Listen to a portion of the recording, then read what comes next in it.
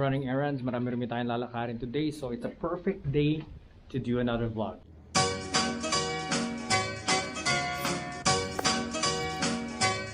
One tip kung nakatira kayo sa isang apartment or a condo, very useful na magkaroon ng cart na ganito.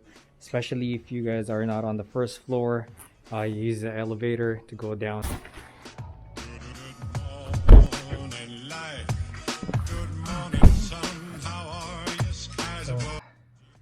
Sanitizer lang, papasok ng sasakyan, so we can also take off our mask. Let's go!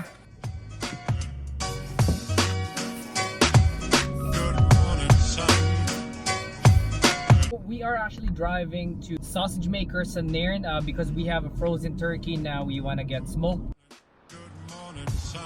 How are you? Skies above. Jeeps great to be alive and love. Iwan nyo lang yung turkey niyo dyan if you guys want to get your turkey smoked. This is a really good place to bring it. It'll take 4 to 5 days, so pickup time na turkey will be on Tuesday. Now I'm heading to my parents' house kaya gusto magpagupit ng daddy ko.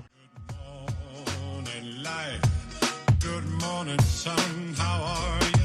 That's my very first time na subukan yung hyperlapse dito sa Osmo action camera. Ay ng parents ko, ito na, magugupit na po tayo. Ito yung bag ng aking mga panggupit. Gupit.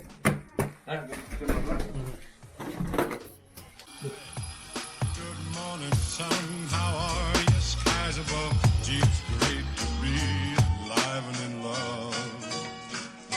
I love doing those simple favors that I do for my parents. Kahit yung simpleng paggupit lang ng buhok nila, that goes a long way. Now we are heading to Seafood City. Nautusan tayo ni Mrs. na mag-grocery.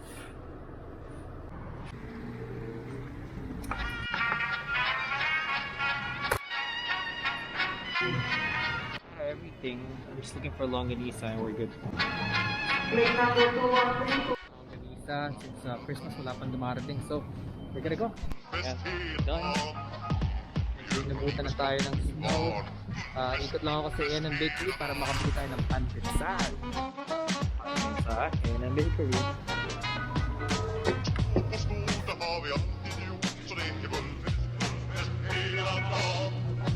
Sa dalawang ano po, pandesal po.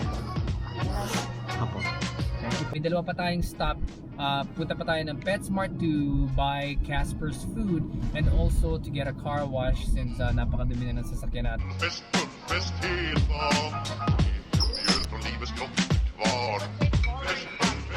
Small breed coffee. Small breed.